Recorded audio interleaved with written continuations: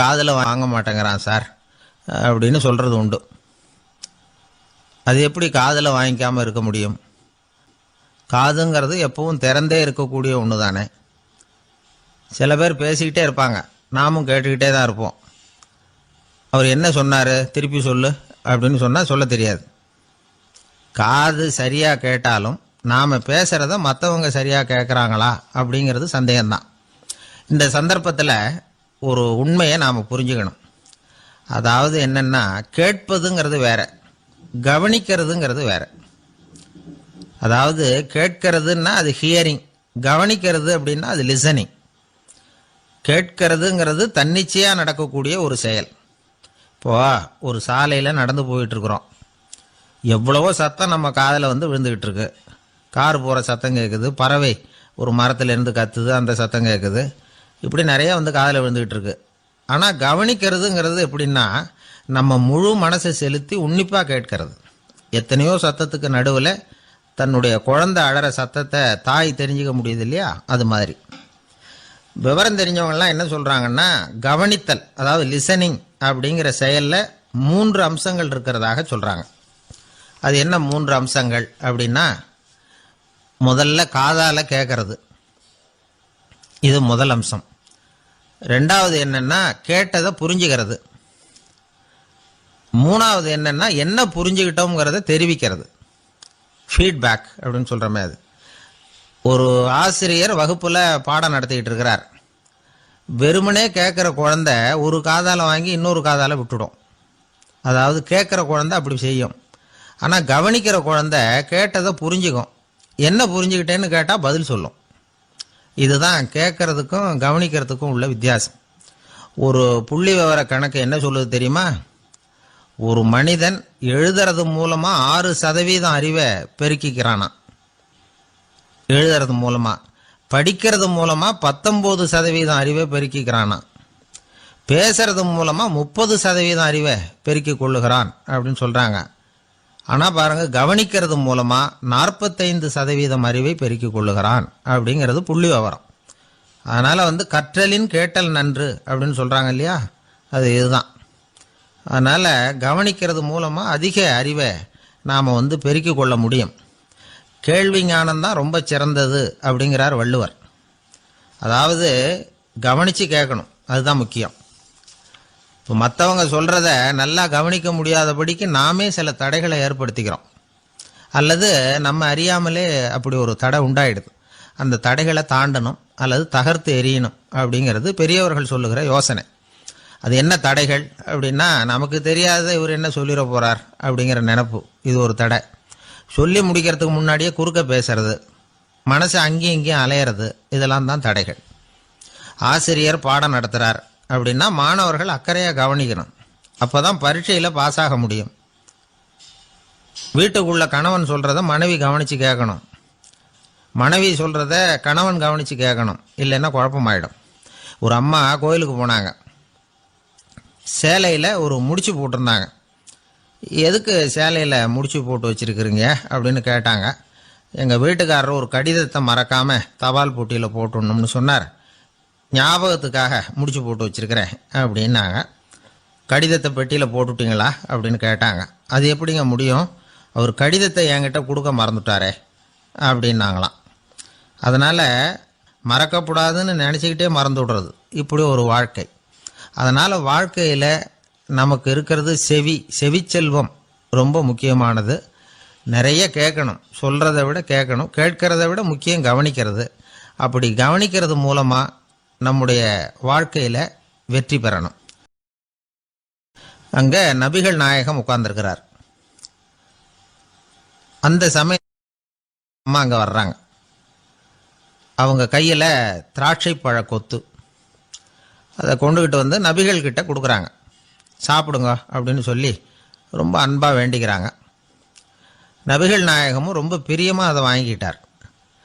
அதுக்கப்புறம் அதை சாப்பிட ஆரம்பித்தார். நபிகள் நாயகம் மதீனாவில் தங்கியிருந்தப்போ இது மாதிரி நிறைய பேர் பழங்களையும் தின்பண்டங்களையும் கொண்டுகிட்டு கொடுக்கறது வழக்கம். நபிகள் நாயகம் என்ன பண்ணுவார்னா, அதெல்லாம் வாங்குவார். உடனே பக்கத்தில் இருக்கிற தோழர்கள் எல்லாருக்கும் பகிர்ந்து கொடுப்பார், தானும் சாப்பிடுவார். இதுதான் எப்போதும் வழக்கம். ஆனால் இந்த தடவை என்னாச்சு தெரியுமா, அவர் அப்படி பண்ணல. ஒவ்வொரு பழமாக எடுத்து தானே சாப்பிட்டுக்கிட்டு இருக்கிறார். அவர் விருப்பமாக சாப்பிடுகிற காட்சியை ஆசை தீர பார்த்துக்கிட்டு இருந்தாங்க அந்த வயசான அம்மா, அந்த பழத்தை கொடுத்தவங்க. அவங்களுக்கு ரொம்ப மகிழ்ச்சியாக இருந்தது, மன நிறைவாக இருந்தது. நாம் ஆசையாக கொண்டுகிட்டு வந்து கொடுக்குற பழத்தை நபிகள் நாயகம் இவ்வளோ பிரியமாக சாப்பிட்றாரே அப்படின்னு நினச்சி ரொம்ப சந்தோஷப்பட்டாங்க. அதுக்கப்புறம் அங்கேருந்து அவங்க புறப்பட்டு போயிட்டாங்க. அந்த அம்மா போனதுக்கப்புறம் பக்கத்தில் இருந்த தோழர்கள் பேச ஆரம்பித்தாங்க. ஏன்னா அவங்களுக்கு சந்தேகம், இன்னைக்கு வித்தியாசமாக நடந்துக்கிட்டாரே அப்படின்னு. அண்ணலே, எது உங்களுக்கு வந்தாலும் எங்கள் எல்லாருக்கும் கொடுத்துட்டு தான் நீங்கள் சாப்பிடுவீங்க. இன்றைக்கி மட்டும் நீங்கள் அப்படி செய்யலையே, எல்லா பழத்தையும் நீங்களே சாப்பிட்டீங்களே, அதுக்கு என்ன காரணம் அப்படின்னு கேட்டாங்க. இப்படி கேட்கறதுனால நாயகம் அதை தப்பாக புரிஞ்சுக்க மாட்டார் அப்படிங்கிறது அவங்களுக்கு தெரியும். யாரும் எதையும் அவர்கிட்ட கேட்கலாம், அப்படி கேட்கறதுக்கு உரிமை உண்டு.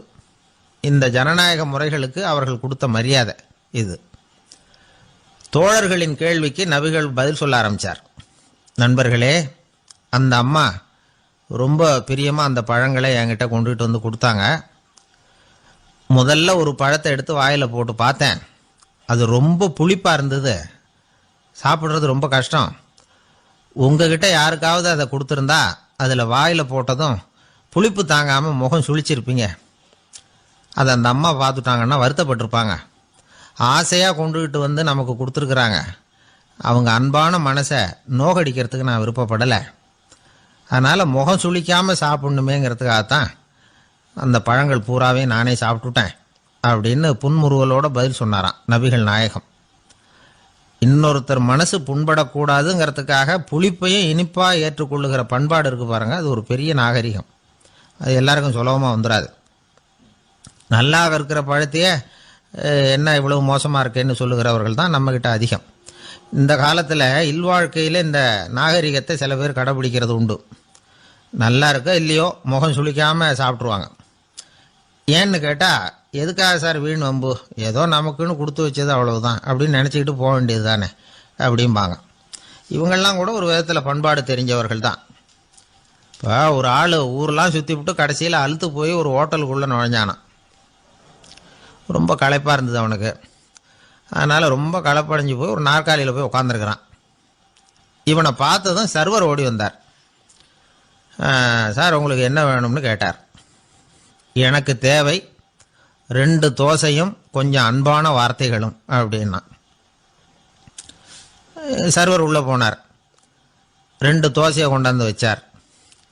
அன்பான வார்த்தை கேட்டனே அப்படின்னா இவன். சர்வர் ரொம்ப பணிவாக குனிஞ்சு இவன் காதோரமாக சொன்னார், ஐயா இந்த தோசையை சாப்பிட்றாதீங்க, புளிச்சு போன பழைய மாவு அப்படின்னார். இது பாருங்கள், அன்பான வார்த்தையும் 2 தோசையும் கேட்டார், கொண்டாந்து கொடுத்துட்டார். இப்படி இருக்கிறவர்களும் இன்றைய மனிதர்களில் அதிகம். அதனால் மனிதர்கள் ஒவ்வொருத்தரும் ஒவ்வொரு விதம். நம்மக்கிட்ட பிரியமாக நடந்துகிறவர்கள் மனம் கோணும்படி நாம் நடந்து கொள்ளக்கூடாது அப்படிங்கிறது தான் நபிகள் நாயகம் அவருடைய செயல் மூலமாக நமக்கு உணர்த்தி இருக்கிற வாழ்வியல் உண்மை. கழுதிய நண்பர்கள் எங்கே போனாலும் சேர்ந்தே போவாங்க வருவாங்க. அப்போது அந்த கழுதை கொஞ்சம் கவலையோடு பேச ஆரம்பிச்சுதான்.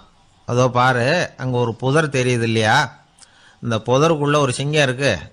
அந்த பக்கமாக நான் போகிறப்போ வர்றப்போலாம் அது என்கிட்ட வம்பு வளர்க்குது, தகராறு செய்யுது, என் மேலே பாயுது, என்னை தாக்குது, ஏன்னு தெரியல அப்படின்னுது. இதை கேட்டதும் அந்த குரங்கு சொல்லிச்சு, இனிமேல் கவலைப்படாத, இந்த தடவை நான் உன்னை காப்பாற்றுறேன்னுது. அதுக்கப்புறம் ஒரு நாள் அந்த குரங்கும் கழுதியும் அந்த புதர் பக்கமாக போய்கிட்டு இருந்தாங்க. எதிர்பார்த்தது மாதிரியே நடந்தது. இந்த சிங்கம் எதிரில் வந்தது, கழுதியை பார்த்தது, உடனே அது மேலே பாய ஆரம்பிச்சுட்டுது. அவ்வளவுதான். உடனே இந்த குரங்கு என்ன பண்ணிச்சு தெரியுமா, கிடுகிடுன்னு ஒரு மரத்து மேலே ஏறி உட்காந்துக்கிட்டுது. அங்கே உட்காந்துக்கிட்டு கீழே அந்த கழுதியும் சிங்கமும் போடுற சண்டையை வேடிக்கை பார்க்க ஆரம்பிச்சுட்டுது. கொஞ்ச நேரம் கழித்து அடிபட்ட காயத்தோடு அந்த கழுதை மெதுவாக நடந்து வந்தது. குரங்கும் மெல்ல மரத்தை விட்டு கீழே இறங்கிச்சு. இப்போ கழுதை கேட்டுது, என்னை காப்பாத்துறேன்னு சொல்லிவிட்டு காலவாரி விட்டுட்டியே, நீ பாட்டுக்கு மரத்து மேலே ஏறி உட்காந்துக்கிட்டே, இது நியாயமானது. குரங்கு பரிதாபமாக அதை பார்த்துது. நான் மரத்து மேலே இருந்து நீங்கள் 2 பேரும் சண்டை போட்டதை பார்த்துக்கிட்டு தான் இருந்தேன். உன்னோட சத்தம் தான் அதிகமாக இருந்தது, அது நீ சிரிக்கிற மாதிரி எனக்கு கேட்டுது. அதனால் நீ தான் ஜெயிச்சுக்கிட்டு இருக்க போல இருக்கு அப்படின்னு நினச்சிவிட்டேன்னுது. இன்றைக்கி பல பேர் இப்படி தான் இருக்கிறாங்களாம். யார் ஜெயிக்கிறாங்க யார் தோக்குறாங்கங்கிறத முகத்தை பார்த்து கூட கண்டுபிடிக்க முடியறதில்ல. பேசுகிற பேச்சை வச்சு கூட கண்டுபிடிக்க முடியறதில்ல. தோற்கிறவங்க கூட சிரிக்கிற மாதிரி முகத்தை வச்சுக்கிறான். இன்றைய மனிதர்கள்கிட்ட ஏகப்பட்ட முரண்பாடுகள். பொய் முகங்களோட உலவுகிறவர்கள் தான் அதிகம். உண்மை முகம் எங்கே இருக்குது அப்படிங்கிறத புரிஞ்சுக்கிட்டு நண்பர்களை தேர்ந்தெடுக்கணும் அப்படிங்கிறது ஒரு முக்கியமான கருத்து. கடவுள் இந்த உலகத்தை படைச்சுட்டு அதுக்கப்புறமும் கொஞ்ச நாள் இங்கேயே தங்கியிருந்தாராம். அப்போ தான் அவருக்கு ஒரு உண்மை புரிஞ்சுதான் இந்த உலகத்தில் தங்கி இருக்கிறது எவ்வளவு இடைஞ்சல்னு. தினமும் மனிதர்கள் தேடி வந்து ஏதாவது புகார் சொல்லிக்கிட்டே இருந்தாங்களாம். எனக்கு அது வேணும் இது வேணும்னு கேட்டுக்கிட்டே இருந்தாங்களாம். சில பேர் வந்தாங்க, நாங்கள் வந்து விவசாயம் பண்ணுறோம், தண்ணி இல்லாமல் பயிர் காயுது, எங்களுக்கு மழை வேணும் அப்படின்னாங்க. அவங்க போனதும் அதுக்கப்புறம் சில பேர் வந்தாங்க, நாங்கள் வந்து மண்பானை செய்கிறவங்க நிறைய பானை செஞ்சு வச்சுருக்குறோம், மழை பெஞ்சால் எல்லாம் கரைஞ்சி வீணாக போயிடும், அதனால் இன்றைக்கி மழை பெய்யக்கூடாதுன்னாங்க. கடவுள் பார்த்தார், அவருக்கு என்ன பண்ணுறதுன்னே தெரியல, ஏகப்பட்ட குழப்பம், தலையை பிச்சுக்கலாம் போல் இருந்தது, கிட்டத்தட்ட பைத்தியம் பிடிக்கிற அளவுக்கு ஆயிட்டுது. எல்லாருடைய ஆசைகளையும் அவரால் நிறைவேற்ற முடியல. ஏன்னா ஒன்றுக்கு ஒன்று முரண்பாடாக இருந்தது. ஒரு நாள் தன்னுடைய அமைச்சரவையை கூட்டி ஆலோசனை கேட்டார். என்ன செய்யலான்னு சொல்லுங்கன்னார். இது என்ன பிரமாதம், பேசாமல் இமயமலை அடிவாரத்தில் போய் உட்காந்துங்க, யாரும் தொந்தரவு பண்ண மாட்டாங்கன்னாங்க. அங்கேயும் மனிதர்கள் வர ஆரம்பிச்சுருவாங்களேன்னார் கடவுள். சரி அப்படின்னா சந்திரனில் போயிருந்துக்கலாமேன்னாங்க. அங்கேயும் மனுஷன் குடி வர போகிறான் அப்படின்னார் கடவுள். வெகு தூரத்துக்கு அப்பால் உள்ள நட்சத்திர மண்டலத்துக்கு போயிடலான்னாங்க. இதெல்லாம் நிரந்தர தீர்வாகாது, நிரந்தரமாக இந்த மனிதனுடைய தொல்லையிலேருந்து நான் விடுபடணும், அதுக்கு ஏதாவது வழி சொல்லுங்கன்னார் கடவுள். ஒரு வயசான ஆள் வந்தார். கடவுளுக்கு காதோட காதாக ஒரு வழியை சொன்னார். கடவுளுக்கு முகம் மலர்ந்தது. அதுதான் சரி, அப்படியே செஞ்சுடலான்னார். அந்த ஆள் சொன்ன ரகசியம் என்ன தெரியுமா?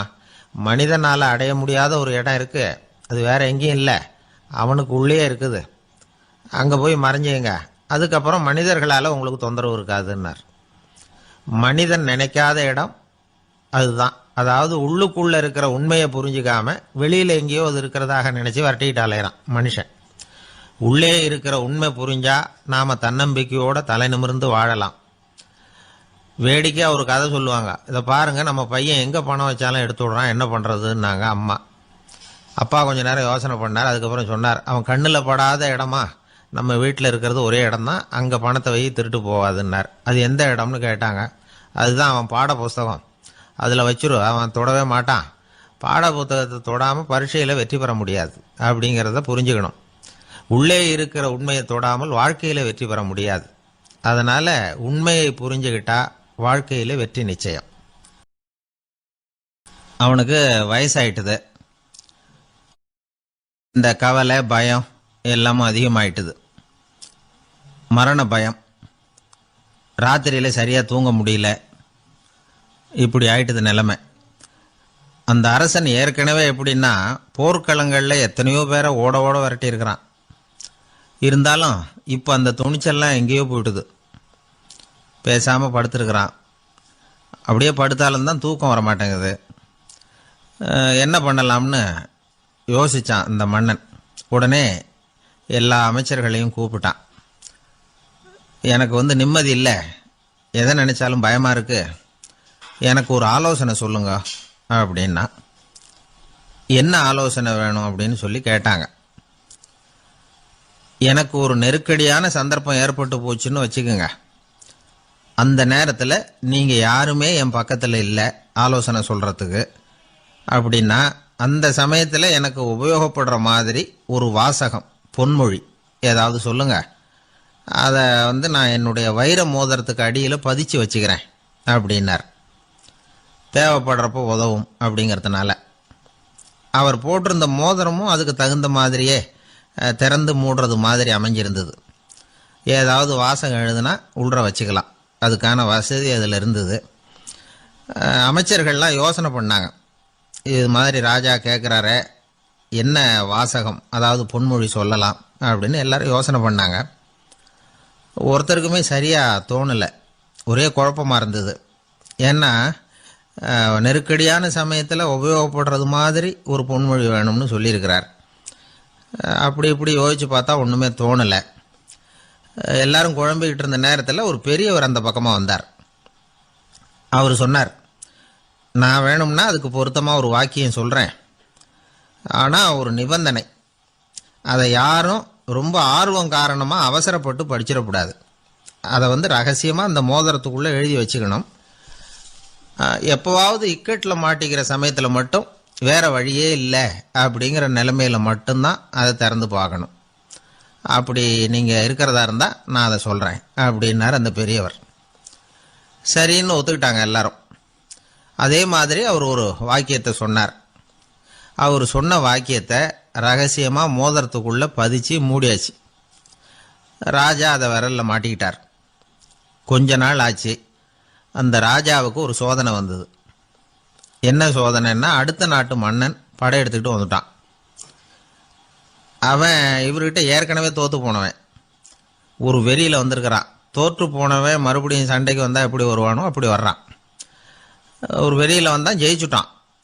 என்னாச்சு இவரோட நிலைமைன்னா, நாட்டை இழந்துட்டார், எல்லாத்தையும் இழந்துட்டார். கடைசியாக ஒரு அடிபட்ட குதிரையில் ஏறி தப்பிச்சு போயிட்டார், வேற வழி இல்லைன்னு. பின்னாடி துரத்திக்கிட்டு வராங்க. இவர் ஒரு மலை உச்சிக்கு போயிட்டார். அதுக்கும் அப்பால் போக முடியாது. ஏன்னா அந்த பக்கம் பயங்கர பள்ளம். உல்லாச பயணிகள் வந்து கண்டு கழிக்கிற இடம் அது. ஆனால் இவருக்கு அது சாவு பயணத்தின் வாசல், திரும்பவும் முடியாது. அவ்வளவு குறுகிய பாதை அது, வேற வழியே இல்லை. இந்த நேரம் சூரிய ஒளி மோதிரத்தில் பட்டு மின்னிச்சு. உடனே இவருக்கு ஞாபகம் வந்தது. மோதிரத்தை திறந்து படிக்கிறார். அதில் இருந்த வாசகம், இந்த நிலையும் மாறிவிடும், this too will pass away. அவருக்கு ஒரு தைரியம் வந்தது. பின்னாடி வந்தவங்களும் திசை மாதிரி வேற எங்கேயோ தேடி போயிட்டாங்க. அவங்க விரட்டிக்கிட்டு வரலன்னா இவ்வளவு அழகான ஒரு இடம் இருக்கிறதே எனக்கு தெரியாமல் போயிருக்குமேன்னு நினைச்சார். இவ்வளவு அழகை ரசிக்கிறதுக்காக ஒரு நாட்டையே கூட இழக்கலாம்னு தோணுச்சு அவருக்கு. அமைதியாக அந்த அழகை ரசித்தார். எதிரிகள்லாம் எங்கேயோ போயிட்டாங்க. மன்னர் நாடு திரும்பினார். மறுபடியும் படைகளை திரட்டினார். கொஞ்ச நாளில் படை எடுத்துக்கிட்டு போனார். யாருக்கிட்ட தோற்று போனாரோ அவரையே வெற்றி கண்டு திரும்பி வர்றார். வரவேற்பு விழா பிரமாவப்படுது. ஆடல் பாடல் கோலாகலம். இதை பார்த்தது அந்த ராஜாவுக்கு தலைகால புரியல. நம்மளை இனிமேல் யாராலையும் ஜெயிக்க முடியாதுன்னு நினைச்சார். அகம்பாவம் லேசாக எட்டி பார்த்தது. இப்போ மறுபடியும் சூரிய ஒளிப்பட்டு மோதிரம் மின்னிச்சு. அதை திறந்து மறுபடியும் படிக்கிறார். இந்த நிலைமையும் மாறிவிடும், this too will pass away. அவ்வளவுதான். அவர் மனசு அடங்க ஆரம்பிச்சுட்டுது. ஆணவம் போயிட்டுது. இதிலிருந்து நாம் தெரிஞ்சுக்க வேண்டியது என்னன்னா, எந்த சூழ்நிலையிலையும் நாம் கவலைப்பட வேண்டியதில்லை. ஏன்னா இங்கே எதுவுமே நிரந்தரம் இல்லை. அந்த ராஜா மாதிரியே நம்ம ஆள் ஒருத்தன் ஒரு மோதிரம் போட்டிருந்தான். அதுக்குள்ளே அவன் எழுதி வச்சிருந்த வாசகம், எதுக்கும் கவலைப்படாதே அப்படிங்கிறது தான். ஒரு நாள் பயங்கரமான கவலையோடு உட்காந்துருந்தான். பக்கத்தில் இருந்தவங்க சொன்னாங்க, இது மாதிரி சந்தர்ப்பத்தில் தான் நீ உன் மோதிரத்தை திறந்து பார்க்கணும்னாங்க. இவனுக்கு கவலையோடு எரிச்சலும் சேர்ந்துக்கிட்டது. அது எப்படி முடியும், இப்போ திருட்டு போனது என்னோட அந்த மோதிரம் தானே அப்படின்னு சொல்லிவிட்டு தலையில் கை வச்சுட்டு உட்காந்துட்டான். இப்படிலாம் சொல்கிறது உண்டு. இருந்தாலும் நாம் எந்த சூழ்நிலையிலையும் கவலைப்பட வேண்டியதில்லை அப்படிங்கிற உண்மையை புரிஞ்சுக்கணும். அப்படி கவலையை வெல்றதுக்கான வழி தெரிஞ்சுட்டதுன்னா வாழ்க்கையில் வெற்றி நிச்சயம்.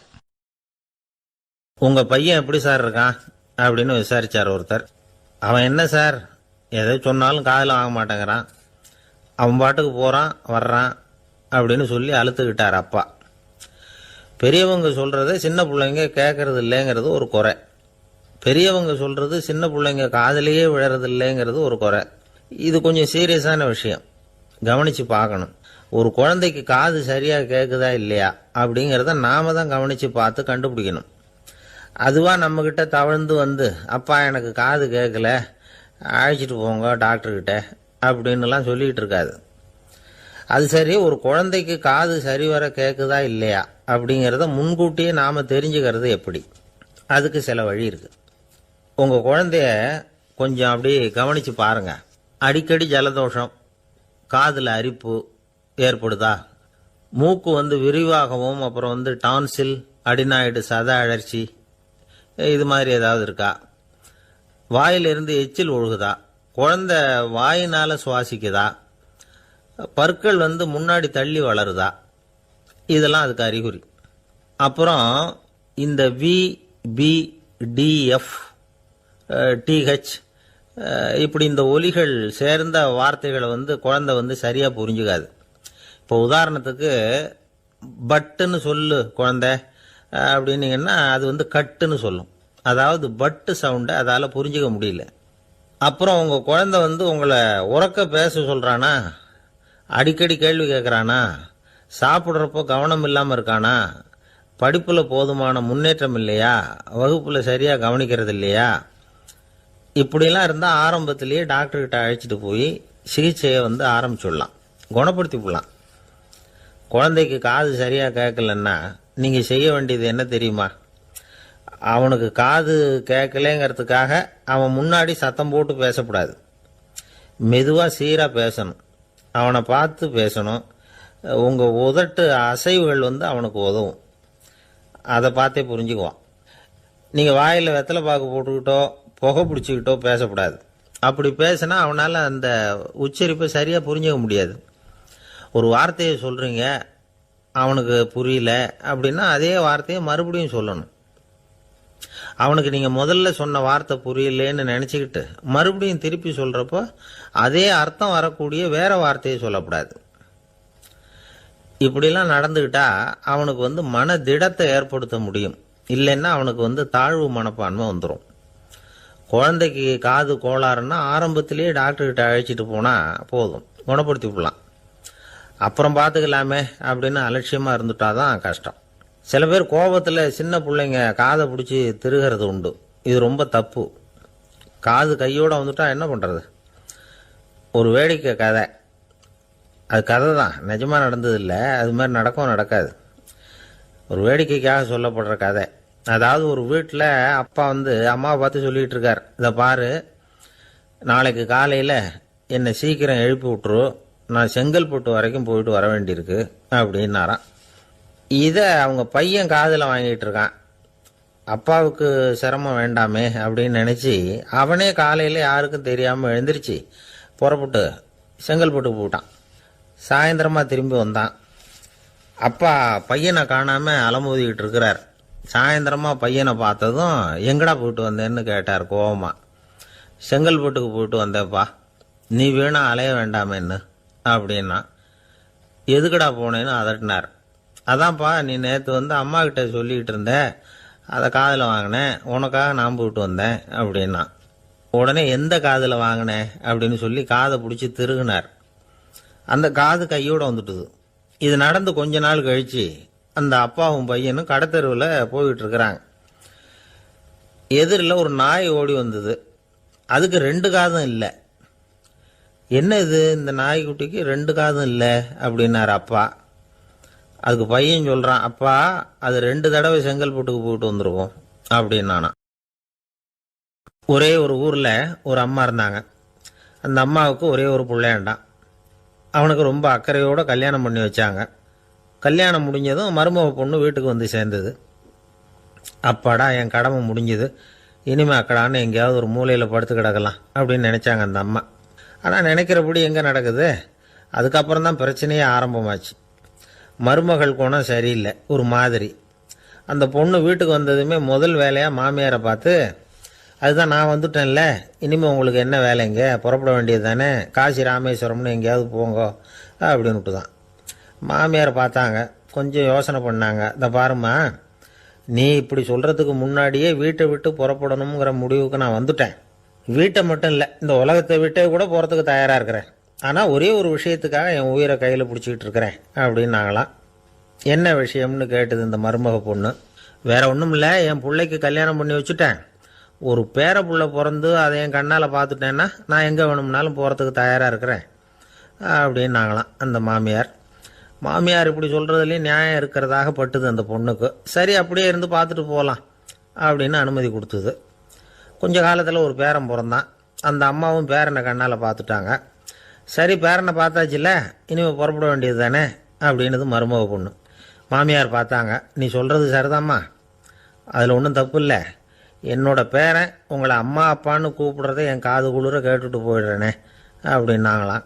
சரி, அந்த ஆசையை நிறைவேறட்டும் அப்படின்னு காத்துக்கிட்டு இருந்தாங்க.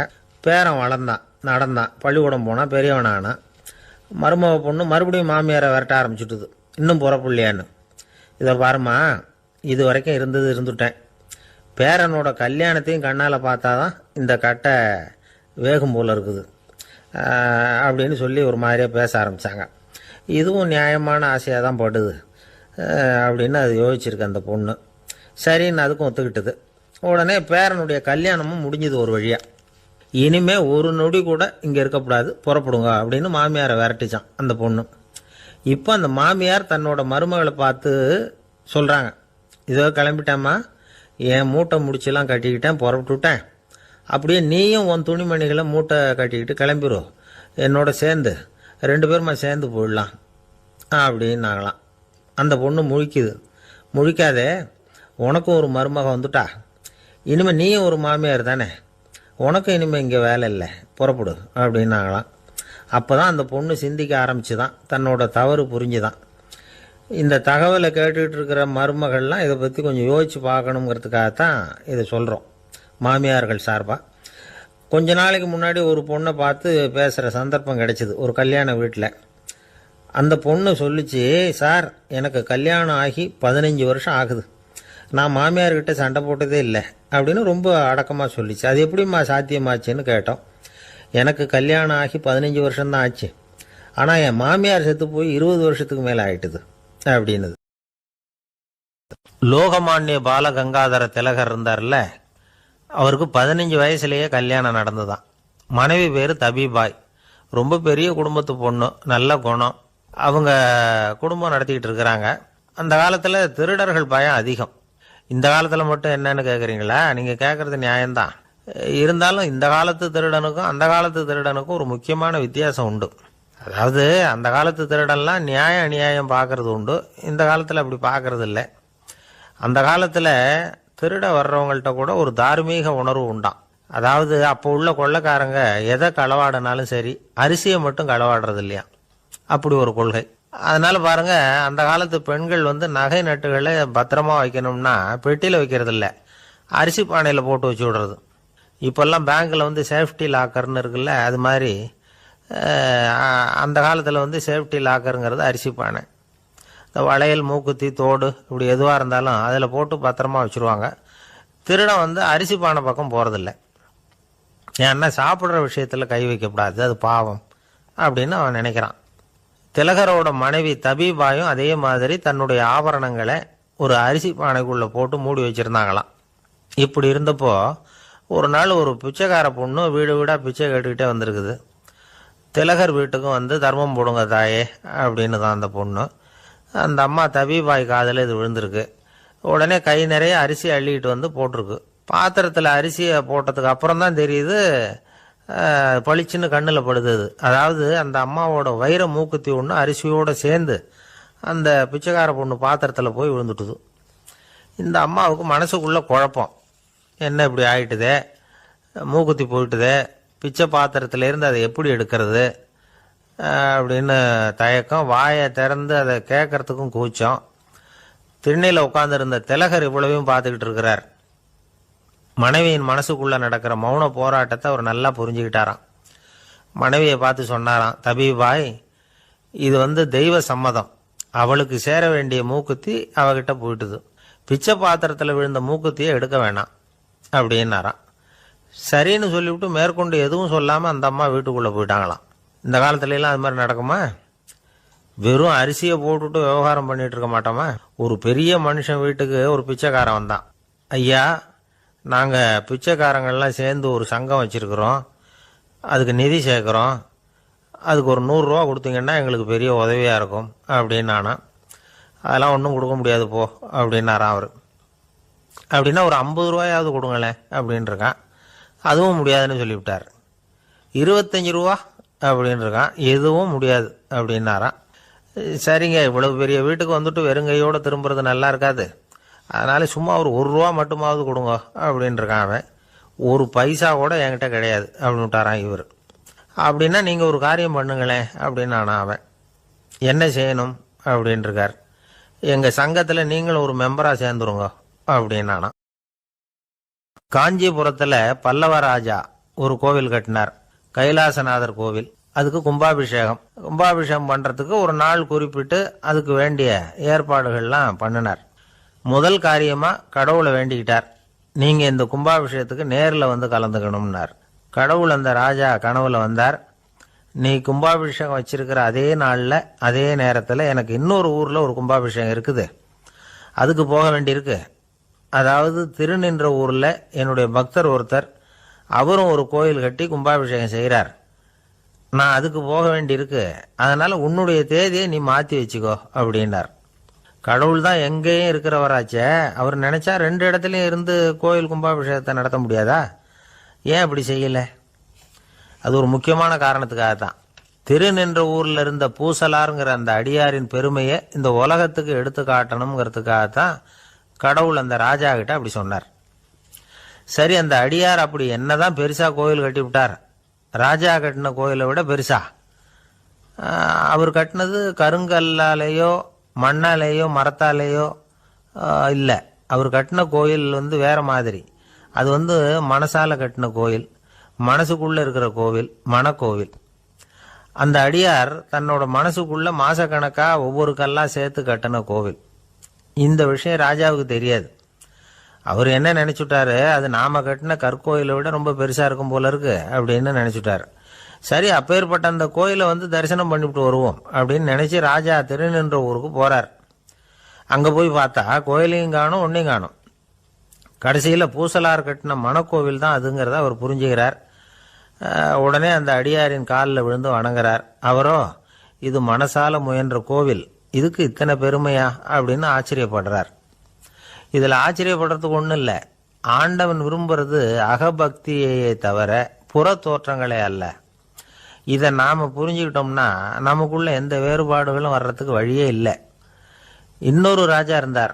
அவர் ஆண்டவனுக்கு படைக்கிறதுக்காக ஒரு தார் நல்ல செவ்வாழை பழமா எடுத்துக்கிட்டு போகணும்னு நினைச்சார். அதனால முத நாளே அதை வாங்கிட்டு வர சொன்னார் வேலைக்காரங்கிட்ட. வேலைக்காரன் போனான், கடைத்தெருவில் ஒரு தார் பழம் வாங்கினான். வர்ற வழியில அவன் குடிசை. அப்படியே எட்டி பார்த்துட்டு போவோமேன்னு நினைச்சான். போனான். அங்கே இவனோட குழந்தை பாவம் பசியால கத்திக்கிட்டு இருக்கு.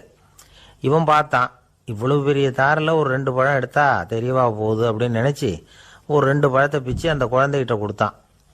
அதை வாங்கி வயிறார சாப்பிட்டுது. பசி அடங்குச்சு, விளையாட போயிட்டுது. இவன் அதுக்கப்புறம் வாழைப்பழத்தை எடுத்துக்கிட்டு அரண்மனைக்கு வந்தான். 2 பழம் பிச்சிருக்கிறது ராஜாவுக்கு தெரிஞ்சு போச்சு. இவன் உண்மையை சொல்லிவிட்டான். உடனே ராஜா, கடவுளுக்கு படைக்க வேண்டிய பொருளை குழந்தை எச்சில் பண்ண விட்டுருக்கியே அப்படின்னு சொல்லி அவனை கட்டி வச்சு சாட்டையால் அடிச்சார். பாவம். மறுநாள் பழத்தை கோயிலுக்கு எடுத்துட்டு போனார். கடவுள் முன்னாடி வச்சார். கடவுள் கண்ணை திறந்து பார்த்தார், பழம்லாம் அழுகி இருக்குது. என்ன இது அழுகி போன பழம் அப்படின்னார். ராஜா முழிச்சார். நல்லா தானே இருந்தது அப்படின்னு நினைச்சார். அப்போ கடவுள் அந்த ராஜா கிட்ட சொன்னாராம், இதை பார்ப்பா, இந்த தாரில் 2 பழம் தான் நல்ல பழம். அந்த 2 பழங்களையும் நேத்திக்கே நான் சாப்பிட்டுட்டேன் அப்படின்னாராம். அப்பதான் ராஜாவுக்கு புரிஞ்சுது, ஏழை குழந்தையின் பசியை தீர்க்கறதுக்காக உதவுன அந்த 2 பழம்தான் இறைவன் சாப்பிட்ட பழம்னு.